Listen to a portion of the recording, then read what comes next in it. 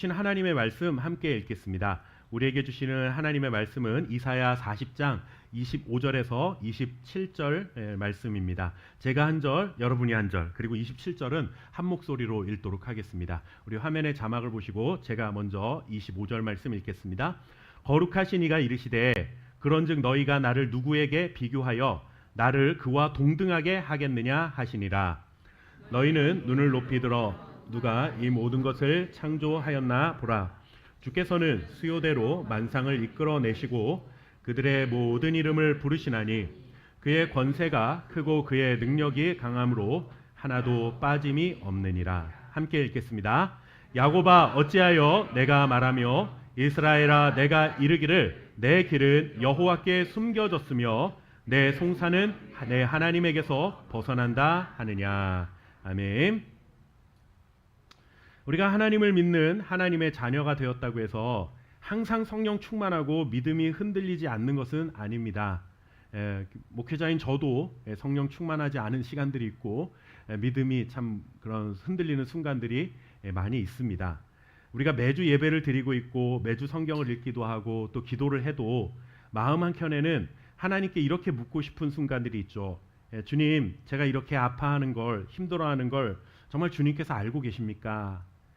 왜 아무 응답도 하지 않으십니까? 도대체 얼마나 더 기다려야 합니까? 라고 하는 이런 기도를 드리고 싶을 때도 있고 또 기도하면서 하나님 앞에 그렇게 넋두리 하듯이 이러한 고백을 해볼 때도 있습니다. 오늘 이 자리에 있는 우리 중에도 어쩌면 이와 같은 질문을 마음속에 가지고 오늘 이 시간 하나님 앞에 예배하시는 분들도 있으리라 생각됩니다. 그렇다면 이런 질문을 안고 있는 우리에게 하나님은 어떻게 응답하실까요? 오늘 우리가 읽은 이사야 40장 말씀을 통해서 하나님이 주시는 대답을 찾을 수가 있습니다. 이사야는 총 66장으로 이루어진 책인데 전반부에는 주로 하나님의 뜻을 따르지 않는 자들에 대한 하나님의 심판과 그들에 대한 멸망의 선언이 담겨 있습니다. 그러다가 후반부에는 하나님께서 다시 위로하시고 회복시키시는 하나님의 자비와 긍휼에 대해서 기록을 하고 있습니다. 전반부와 후반부의 그 분위기가 너무 다르기 때문에 어떤 성경학자들은 앞에 이사야와 뒤에 이사야를 1 이사야, 2 이사야 이렇게 나눠서 서로 다른 사람이 기록한 것이다라고 말을 하기도 합니다. 그만큼 그런 연구가 있을 만큼 전반부의 분위기와 이사야 후반부의 분위기가 굉장히 많이 다르다라고 하는 것이죠. 이 전반부와 후반부의 기점이 되는 말씀이 무엇인가 하면 바로 이사야 40장 1절 말씀입니다. 그 분기점에 있는 이 말씀이 어떤 말씀인지 우리 한번 좀 읽어보도록 하겠습니다. 이사야 40장 1절 말씀입니다. 자, 자막을 보시고 함께 읽겠습니다. 너희의 하나님이 시작. 너희의 하나님이 이르시되 너희는 위로하라 내 백성을 위로하라. 아멘. 이 말씀에서 특별히 눈에 띄는 단어가 있죠. 위로라는 단어입니다. 39장까지는 거의 대부분 멸망에 대한 말씀, 하나님의 심판에 대한 말씀이 이어지다가 갑작스럽게 40장을 시작하면서 위로라는 단어가 등장을 합니다. 하나님께서 이사야에게 백성들을 위로해라 라고 지금 그렇게 말을 하고 있는 건데 이것은 이사야가 가서 백성들에게 위로를 전하는 것이 아니라 하나님이 백성들을 위로하시겠다라고 하는 약속을 그 말씀을 이사야에게 하신 것입니다. 그러니까 이사야는 하나님이 너희들을 위로하실 거야 라는 말을 전달하는 사람이지 실제로 위로하는 사람은 아니다라고 하는 것이죠. 실제로 위로하시는 분은 누구신가? 하나님이시다라고 하는 것입니다. 이 말씀은 바벨론 포로로 끌려가서 낙심한 이스라엘 백성들을 향해 하나님이 직접 주신 약속의 말씀입니다. 하나님을 예배하던 성전이 무너졌습니다. 영원할 것 같았던 다윗의 왕조가 끊어졌습니다. 하나님께 선택받은 언약 백성이라는 자긍심마저도 송두리째 잃어버렸기 때문에 이스라엘 백성들은 영적으로 또 사회적으로 그리고 또 심리적으로 철저히 무너져 내린 그런 어려운 상황을 맞이하고 있습니다. 이스라엘 백성은 자신들이 이런 고통을 당하게 된 이유가 무엇인가 이렇게 이야기합니다. 하나님께서 우리와 함께하지 않으시기 때문에 우리가 지금 이런 고난을 당하는 거다라고 생각을 하는 겁니다. 혹은 하나님이 우리한테 무관심하시다라고 그렇게 그들은 여겼습니다. 하나님이 나와 함께하지 않기 때문에 그리고 하나님이 우리에게 무관심하기 때문에 우리가 지금 이렇게 힘든 거다. 이 탓을 하나님 탓으로 돌리고 있는 것이죠. 고난이 계속되다 보니 하나님의 백성이라고 하는 사람들마저도 하나님에 대해서 원망이 생겨나고 그리고 또 하나님에 대해서 오해하기 시작한 것입니다. 그러나 하나님은 그들이 생각하는 것처럼 자기 백성들을 철저하게 외면하시거나 그들을 향해 침묵하시는 분이 결코 아니라는 것을 우리가 오늘 말씀을 통해 분명히 보게 됩니다. 오히려 하나님은 절망의 한복판에 서 있는 백성들을 향해 하나님은 어떤 분이신지 다시 한번 자신의 삶에 대해 자신이 어떤 존재인지를 분명히 알려주고 계신 것을 오늘 말씀이 우리에게 분명히 보여주고 있습니다. 대표적인 말씀이 있습니다. 우리가 읽었던 25절 말씀인데 다시 한번 우리 말씀을 읽어볼까요? 이사야 40장 25절 말씀입니다. 자, 거룩하신 이가 함께 읽겠습니다. 시작. 거룩하신 이가 이르시되 그런즉 너희가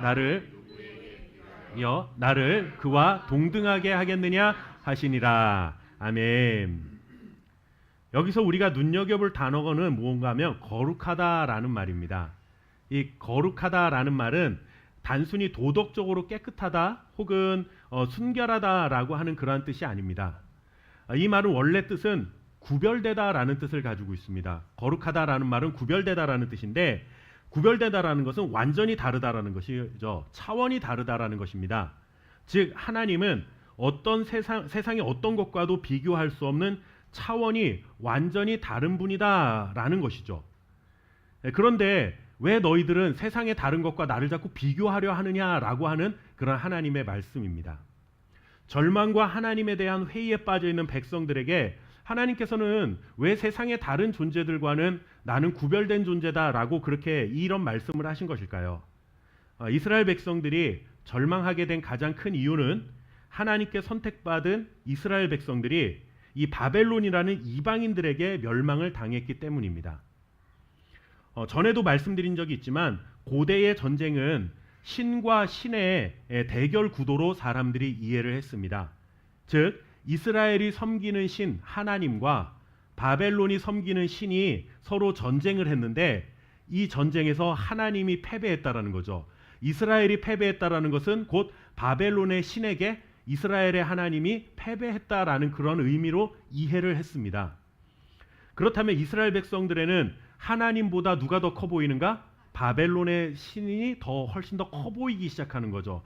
우리가 섬기는 하나님이 저들의 신에게 패배했다면 이제 하나님이 저들보다 더 작은 분 아닌가, 힘이 없는 자 아닌가 라는 이런 의심이 생겨날 수밖에 없는 상황이다라는 것입니다. 그렇게 되면 이 바벨론이 섬기는 신이 커 보이면 당연히 바벨론이 더 커 보이는 거죠. 우리도 그런 거잖아요. 나와 내 친구가 막 다툼을 합니다. 이렇게 싸웠는데 뭐 비슷비슷한 거예요. 근데 마침 그 옆에 그 친구의 형이 지나가는데 그 친구의 형이 엄청 등치도 크고 싸움도 잘하게 생겼어요. 그러면은 내 친구와 싸웠지만 누굴 보고 쪼는 거예요? 형을 보고 쪼는 거죠. 잘못 건드렸다간 얘한테 얻어맞겠구나. 저 형한테 얻어맞겠구나. 이런 생각이 들면 꼬리를 내리는 것처럼 마치 이스라엘은 하나님이 바벨론의 신에게 패배했다라는 생각을 하니까 이제 바벨론 앞에서 굽신거릴 수밖에 없는 그런 성편이 되고 만 것입니다. 바벨론의 신은 강한 능력으로 바벨론을 지켜주는데 하나님은 상대적으로 약한 분이시기 때문에 우리에게 지금 침묵하고 계신 것으로 이스라엘 백성들이 그렇게 하나님을 오해하기 시작했습니다. 그래서 하나님께서 단호하게 말씀하신 것입니다. 나는 거룩하다. 나는 세상의 그 어떤 것과도 비교할 수 없는 차원이 다른 존재다라는 것을 하나님이 스스로 자기를 소개하고 계신 것입니다. 그러니 나를 그 어떤 존재와도 비교하지 말라는 것이죠. 하나님께서 거룩한 자로서 사람들의 생각 너머에 있는 존재라고 선언하신 것인데, 자, 우리의 말씀 한 절을 찾아볼까요? 함께 좀 읽어보도록 하겠습니다. 이어지는 26절 말씀인데요. 이사야 40장 26절에 하나님의 대음은 이렇게 또 말씀을 하십니다. 자, 말씀을 읽겠습니다. 너희는 시작. 너희는 눈을 높이 들어 누가 이 모든 것을 창조하였나 보라. 주께서는 수요대로 만상을 이끌어내시고 그들의 모든 이름을 부르시나니 그의 권세가 크고 그의 능력이 강함으로 하나도 빠짐이 없느니라. 아멘. 하나님께서 첫 25절에서 뭐라고 말씀하시냐 하면 나는 세상의 그 어떤 존재와도 비교할 수 없을 만큼 대단한 존재야 라고 말씀을 하셨어요. 그러고 나서 26절에서는 뭘 말씀하시는 거냐 하면 내가 왜 그런 존재인지 너희들한테 증거를 하나 보여줄게 라고 말씀을 하시는 거예요. 증명을 해야 되잖아요. 내가 다른 차원이 다른 존재라는 걸 증명을 해야 되는데 딱 봐도 무슨 말씀인지 잘 이해가 안 되는 어려운 말씀이지만 대체적으로 이게 좀 창조에 관한 말씀이겠구나라는 그런 느낌은 딱 오지 않습니까? 뭐냐 하면 하나님은 세상을 만드신 창조주라는 사실을 스스로 증명하고 계신 것입니다. 하나님은 우주의 별들을 창조하셨을 뿐만 아니라 온 세상에 질서를 부여하신 분이다 라고 그렇게 말씀합니다. 이끌어내신다라고 아까 말씀을 있습니다. 수효대로 만상을 이끌어내셨다라는 말씀이 나오는데 여기서 이끌어내신다라는 말의 원래 뜻이 뭐냐 하면 어떤 큰 권위를 가지고 질서를 부여한다라는 그럴 뜻을 가지고 있습니다. 이 말을 쉽게 설명하면 이런 말입니다. 야구를 예로 들어보겠습니다. 야구를 예로 들자면 감독이 이제 게임에 나갈 이제 그 경기에 나갈 선수들을 모아 놓습니다. 그리고 선수들의 이름을 한 명 한 명 부릅니다. 이름을 불러서 너는 투수의 자리로, 너는 포수 자리로, 너는 일루수 자리로 이런 식으로 누구는 이름을 부르고 그 사람이 있어야 할 자리에 그 사람을 배치시키는 거죠. 그게 그래야만 그 경기가 질서 있게 운영될 수가 있는 겁니다. 감독은 선수들의 이름을 호명하고 그 선수의 능력에 맞춰 그가 있어야 할 자리를 이렇게 정해줍니다. 이게 바로 하나님께서 만상을 이끌어내신다라는 말의 의미가 이런 것입니다. 별은 별이 있어야 할 자리에 부르셔서 그 자리에 있게 하시고 태양은 태양이 있어야 할 자리에 있게 하시고 사람은 사람이 있어야 할 자리에 이름을 부르시고 그 자리에 있게 하셨다라는 것이죠. 세상에 있는 피조물들 하나하나 그 이름을 부르시고 너는 여기 있어라. 그리고 너는 저기 있어라. 이렇게 각자가 있어야 할 자리를 정해주신 분이 누구냐? 바로 창조주 하나님이시다라는 것을 우리에게 분명히 말씀해 주고 있는 것입니다. 하나님이 정해주신 자리를 이탈하면 문제가 생겨납니다. 여러분들 태양이 지금 있는 그 자리에 있어야 합니다. 지구도 우리가 살고 있는 지구도 지금 우리가 있는 이 지구의 궤도를 벗어나서는 안 됩니다. 만약에 태양이 그 자리를 지키지 않고 우리가 살고 있는 지구 쪽으로 조금만 가까워져도 그 열과 빛 때문에 지구에 있는 모든 생명체는 다 타버리고 만다라는 이야기를 들어보신 적이 있을 겁니다. 이런 질서를 여러분들 우연히 생겨났다라고 말하기에는 너무나 정교하다라는 생각이 들지 않으십니까? 하나님이 그 모든 거리와 그 모든 이런 질서들을 다 부여하셔서 하나하나 이름을 부르시며 그 자리에 이렇게 배치시켜 놓으신 분이 어떻게 바벨론의 신보다 약한 존재일 수 있겠느냐? 지금 대신 그와 같은 말씀을 하고 계신 것입니다. 누가 이 위치를 정해주셨습니까? 창조주 하나님인 것을 우리는 분명히 알아야 합니다. 그러니 바벨론이라는 세상이 아무리 강하고 크게 보여도 하나님과 비교 대상이 될 수 없다는 것이죠. 지금 겉으로 보이기에는 바벨론 신이 더 커 보이냐? 그렇지 않아. 내가 훨씬 더 큰 존재야. 내가 훨씬 더 강한 존재야. 하나님은 스스로 자신을 어필하고 계신 것입니다. 이렇게 세상의 모든 만물을 하나하나 만드시고 그들이 있어야 할 자리를 정하시는 하나님의 능력이라면 사람들이 힘들어하고 있는 우리의 문제 정도는 얼마든지 감당하실 수 있는 것 아니겠습니까? 하나님의 능력에 대해 의심하지 말라는 것입니다. 하나님은 마치 시인처럼 이렇게 우리에게 직접적으로 너 우리에게 내 능력을 의심하지 마, 두려워하지 마 이렇게 말씀하신 적도 있지만 마치 시인처럼 이렇게 시를 쓰듯이 문학적인 표현을 사용하셔서 자신이 어떤 존재인지를 우리에게 알려주시는 그러한 성경 구절도 많이 있다라는 것을 우리가 보게 되는 것이죠. 그런데 우리가 잘 그런 말씀들의 의미를 깨닫지 못하다 보니까 이게 무슨 말일까라는 마음으로 그냥 넘어가는 경우들이 참 많이 있습니다. 그러나 이런 말씀들이 하나님에 대한 자기소개에 해당하는 말씀이다. 우린 그렇게 이해할 수 있는 그런 은혜가 우리에게 날마다 있어야 할 줄 압니다. 그래야만 하나님에 대해서 잘 알아야만 우리가 가진 문제보다 하나님이 더 크신 분이라는 사실을 신뢰할 수 있기 때문에 그런 것입니다. 자, 이렇게 하나님의 능력에 대해서 의심하지 말라고 말씀을 하셨는데 그런데 문제가 있습니다. 문제는 뭐냐면 좋습니다. 하나님의 능력에 대해 제가 의심은 하지 않겠습니다. 그런데 왜 그렇게 능력이 많으신 하나님께서 지금은 왜 이렇게 침묵하고 계십니까? 아무것도 하지 않으십니까? 라고 하는 이게 이제 사람들이 안고 살아가는 문제라고 하는 것이죠. 왜 자기 백성이 탄식하며 지금 무너져 내리는 현실에서는 하나님께서 왜 아무 일도 행하지 않으시고 아무 말씀도 하지 않으시는 것처럼 그렇게 지금 우리에게 그렇게 보여지고 있는 것입니까? 사람들이 갖는 고민은 바로 이것입니다. 신앙생활을 하다가 우리가 무너지는 경우가 있는데 바로 이 지점입니다. 우리가 하나님의 존재를 부인하진 않아요. 교회를 오래 조금씩 다니신 분들이라고 한다면 하나님의 존재 자체를 부인하진 않습니다. 주일날 예배를 나와서 이렇게 예배하시는 여러분들의 마음속에 하나님은 절대로 안 계셔 그러는데 뭐하러 이 자리에 오셨겠습니까? 그래도 내가 믿음이 뭐 다른 사람 보시기에 아니면 스스로 생각하기에 믿음이 좋은 사람이건 에이 난 별로 믿음도 없어 이렇게 느끼는 사람이건 간에 우리가 예배의 자리에 앉아있다라는 것만으로도 우리의 마음속에서는 알게 모르게 하나님의 존재에 대해서 부인할 수 없는 그런 마음이 있기 때문에 이 자리에 우리가 예배하고 있는 것이죠. 그래서 하나님의 존재 자체를 우리가 부인하지는 않는데 문제는 그분의 돌보심과 사랑을 느끼지 못한다라는 것입니다. 부부가 함께 살아가긴 살아갑니다. 한 집에서 살긴 합니다. 그런데 남편의 혹은 아내의 사랑이 느껴지지 않는 때가 있는 것이죠. 그런 것처럼 하나님이 내 삶에 함께하고 계시다라는 것까지는 내가 부인하지 못하겠는데 하나님은 나한테 아무런 관심이 없는 것 같다. 하나님은 나한테 침묵하시는 것 같아. 우리 그런 순간들을 맞이한다라는 것이죠. 그러면서 우리는 하나님 앞에 이렇게 고백합니다. 하나님, 내 삶에서 하나님이 느껴지지 않습니다. 하나님 정말 보이질 않습니다. 하나님의 말씀이 나에게 들리지 않습니다.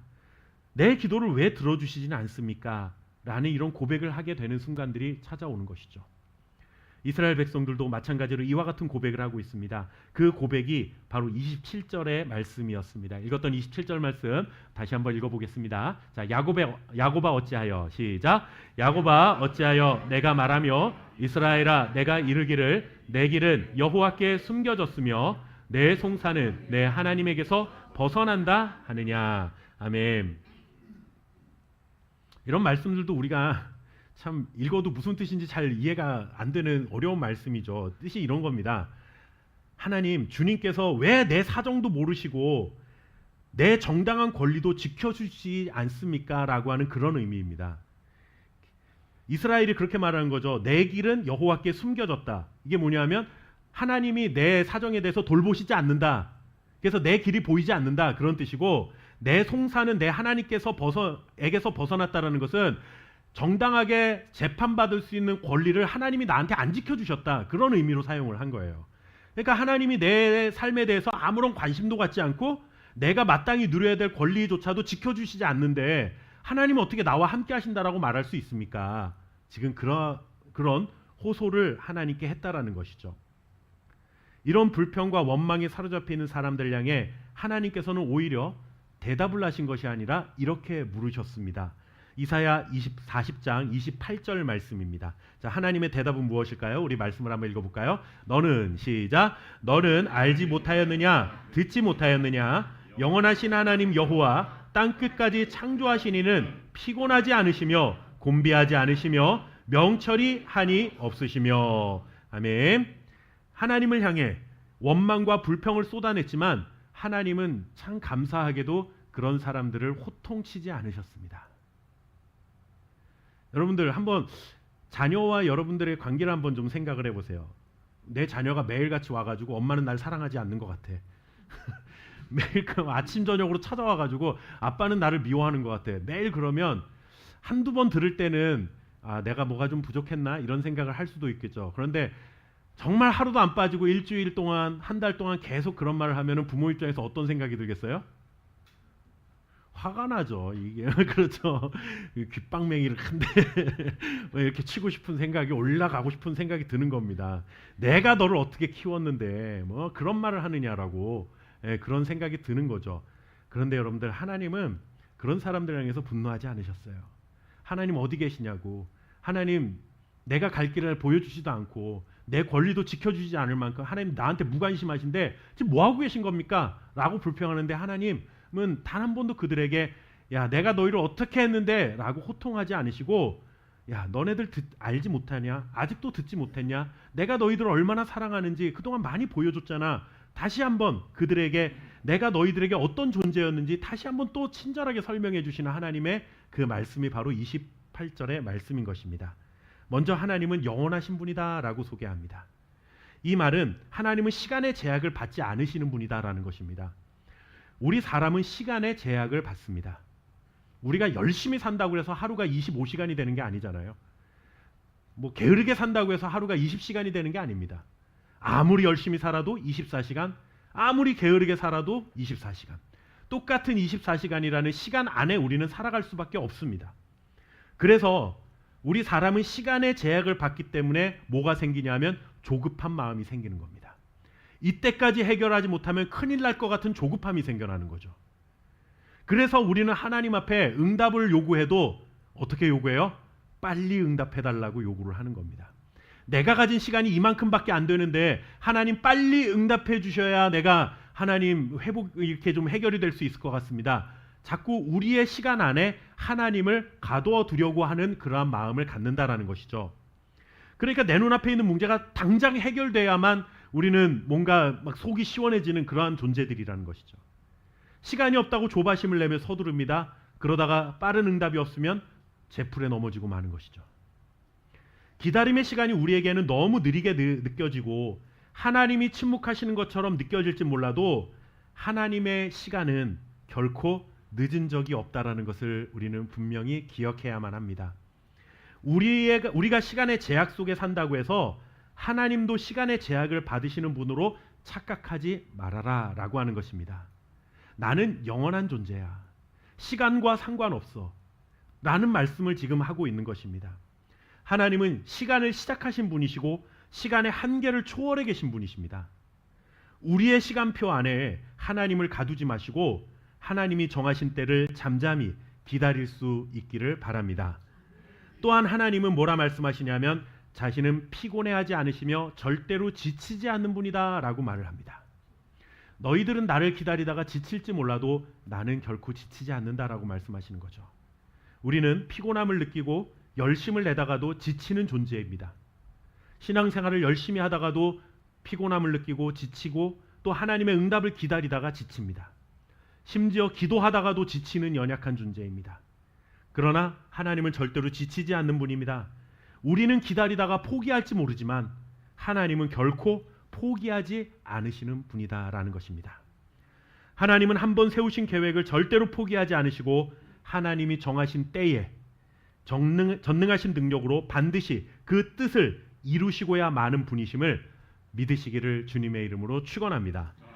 하나님은 자신이 이런 존재임을 알려주신 뒤에 지금 지치고 낙심해 있는 하나님의 백성들에게 약속을 전해주십니다. 그 약속이 이사야 40장 29절에서 31절까지의 말씀입니다. 조금 긴 말씀이지만 우리가 너무나 잘 알고 있는 유명한 말씀이기 때문에 오늘 피곤하여 지친 우리 성도님들 계시다면 이 말씀을 통해서 하나님께서 큰 힘을 주실 것을 믿고 우리 큰 목소리로 한번 읽어보도록 하겠습니다. 자, 피곤한 자에게는 시작.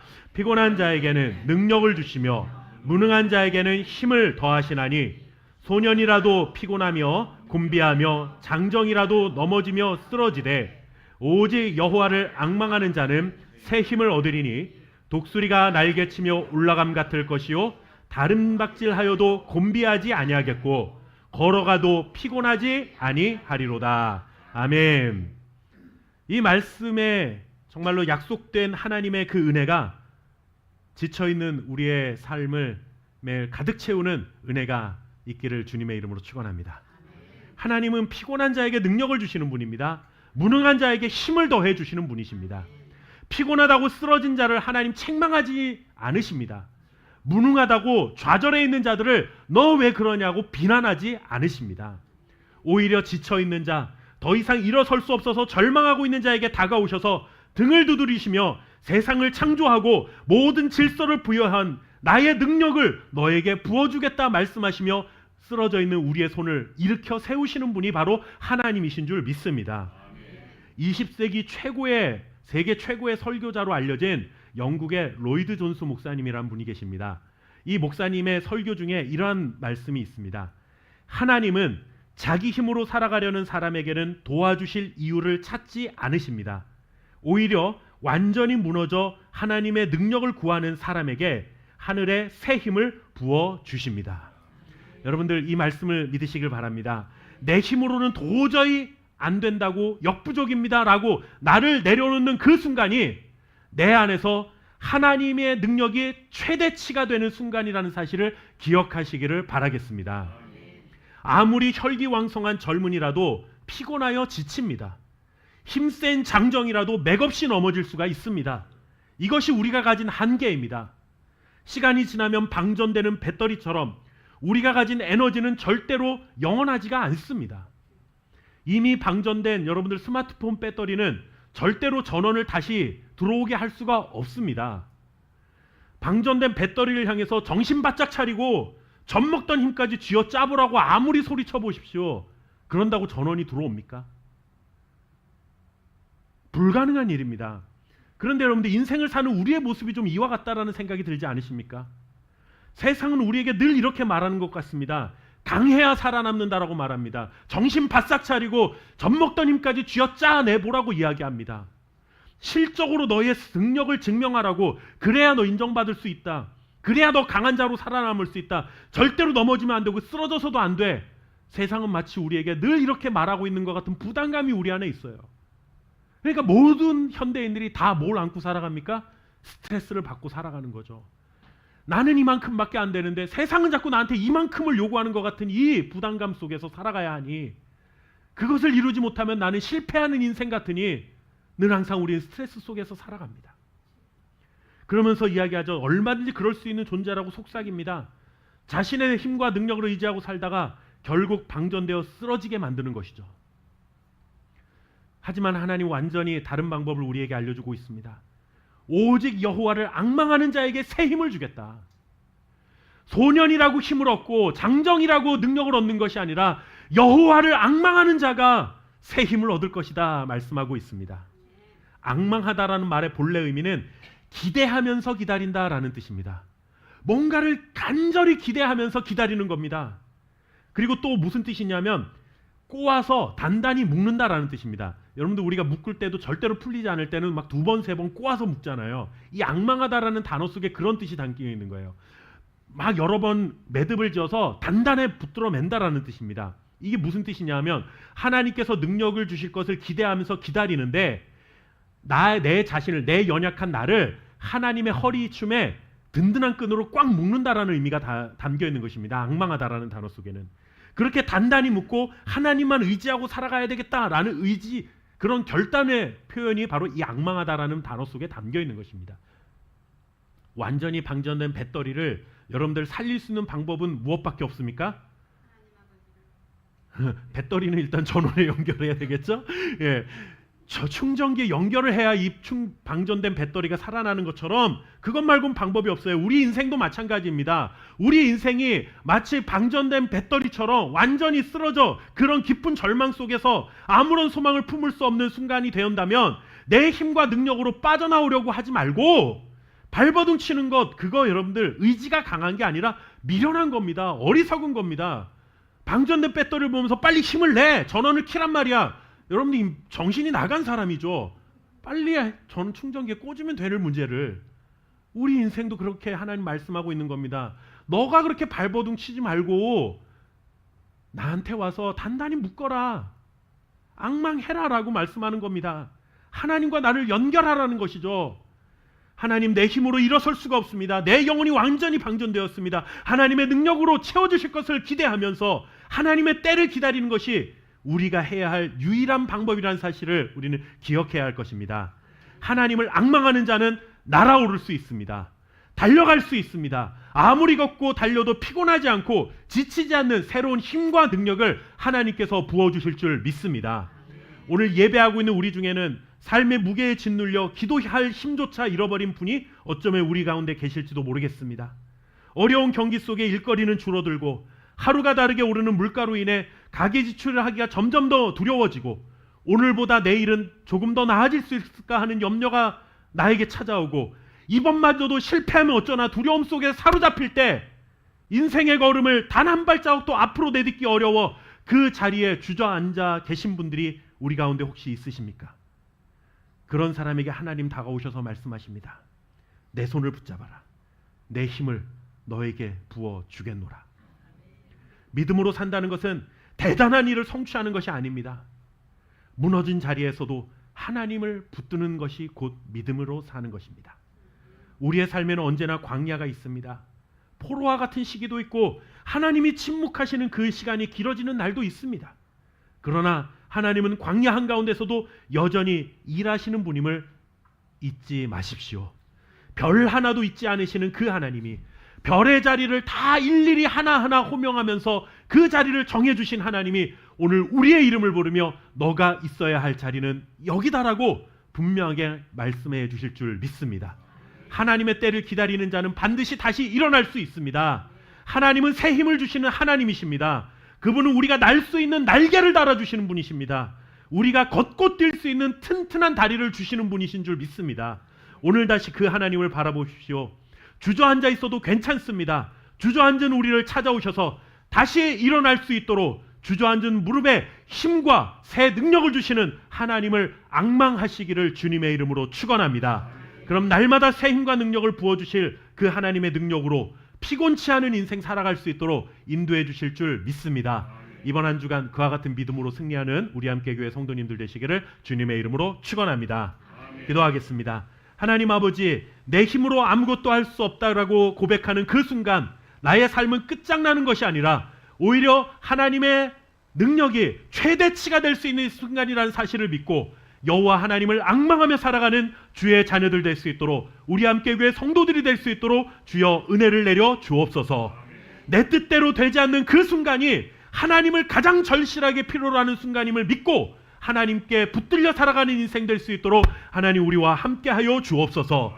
아무것도 할 수 없다고 무너져 내릴 때 우리를 찾아와 비난하시고 정죄하시는 분이 아니라 주저앉아 있어도 괜찮다. 내 손을 잡고 나와 너의 삶을 연결하여 내가 주는 힘과 능력으로 일어나 다시 뛰고 걸으라 말씀하시는 그 하나님의 음성을 들을 수 있는 믿음의 사람들이 될 수 있도록 우리에게 은혜를 더하여 주옵소서. 오늘도 하나님 아버지 그와 같은 믿음으로 살기를 간절히 소망하며 소망 중에 살아가 꿈꾸게 하시는 하나님께 감사드리며 우리가 구별하여 예물을 드립니다. 지난 또 6개월 동안도 살게 하신 하나님의 은혜가 너무나도 감사합니다. 또 오늘 하루를 살게 하신 하나님의 은혜도 감사합니다. 돌이켜보면 은혜 없이는 살 수 없었던 인생이었던 것을 기억하며 모든 것이 하나님의 것입니다 라는 고백으로 주님께 예물을 드리오니 이 예물을 주님께서 기쁘게 받아 주옵소서. 드리는 모든 손길 위에 하나님의 복을 더하사 정말로 경기가 어려워 정말로 우리의 사업장이 우리의 일터가 어려워졌다면 하나님의 능력으로 창대케 하시는 은혜가 넘쳐나게 하시고 또 우리 가정이 어려워졌다면 하나님 다시 일으켜 세우시는 하나님의 은혜가 넘쳐날 수 있도록 주여 우리를 기억하여 주옵소서. 감사드리며 예수님의 이름으로 기도하옵나이다. 아멘.